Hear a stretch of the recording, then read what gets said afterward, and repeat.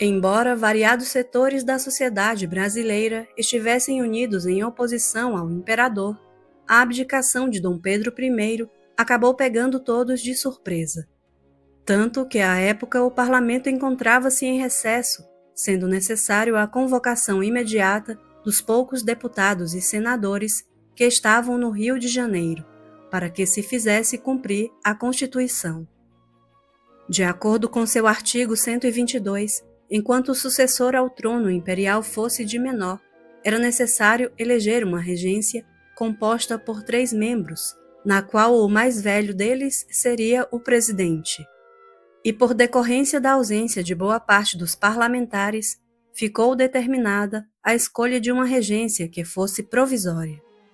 Dela faziam parte o senador Nicolau de Campos Vergueiro, um cafeicultor luso-brasileiro defensor de ideias liberais e representante da aristocracia rural, José Joaquim de Campos, que era ex-ministro e conselheiro imperial e um dos redatores da Constituição de 1824, e Francisco de Lima e Silva, que além de militar, era um representante da nobreza brasileira. A regência significava a ascensão da aristocracia brasileira ao poder, e não demorou muito para que algumas mudanças significativas na administração do país começassem a ocorrer.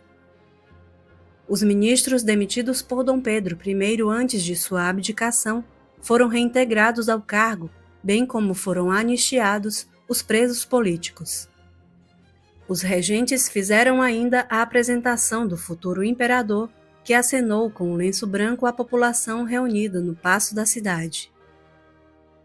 Mas os conflitos entre portugueses e brasileiros se acirraram ainda mais com perseguições, deposições dos cargos públicos e prisões arbitrárias por parte do segundo grupo. Durante o período regencial, os brasileiros se dividiram no Partido Moderado e no Partido Exaltado, enquanto os portugueses se concentravam no Partido Restaurador, que mantinha a esperança do retorno de Dom Pedro I ao trono imperial. E em muitas províncias passaram a ocorrer vários conflitos, sendo necessária a convocação da Assembleia Geral para que os parlamentares elegessem a regência trina permanente, que governaria o país de junho de 1831 até 1835.